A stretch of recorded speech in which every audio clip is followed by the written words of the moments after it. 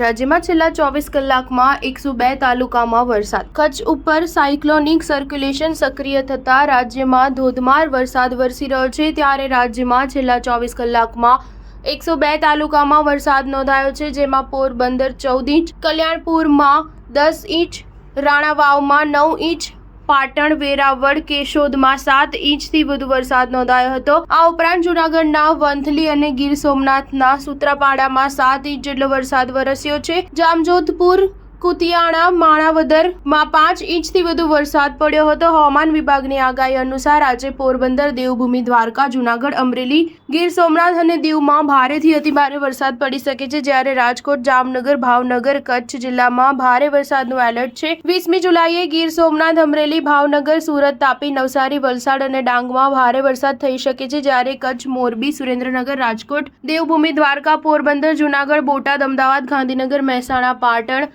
બનાસકાંઠા, સાબરકાંઠા, અરવલ્લી, મહીસાગર, પંચમહાલ, દાહોદ, છોટા ઉદેપુર, વડોદરા, આણંદ, ખેડા, ભરૂચ અને નર્મદામાં હળવોથી મધ્યમ વરસાદ થઈ શકે છે. 21 જુલાઈના રોજ અમરેલી, ભાવનગર, નવસારી અને વલસાડમાં ભારે વરસાદ થઈ શકે છે, જ્યારે કચ્છ, મોરબી, સુરેન્દ્રનગર, જામનગર, દેવભૂમિ દ્વારકા, પોરબંદર, જૂનાગઢ, ગીર સોમનાથ, રાજકોટ, બોટાદ, અમદાવાદ, ગાંધીનગર, મહેસાણા, પાટણ, બનાસકાંઠા, સાબરકાંઠા, અરવલ્લી, મહીસાગર, પંચમહાલ, દાહોદ, છોટા ઉદેપુર, વડોદરા, આણંદ, ખેડા, ભરૂચ, નર્મદા, સુરત, તાપી અને ડાંગમાં પડી શકે છે. સ્ટાર ન્યૂઝ 7 હંમેશા સચ્ચાઈની સાથે.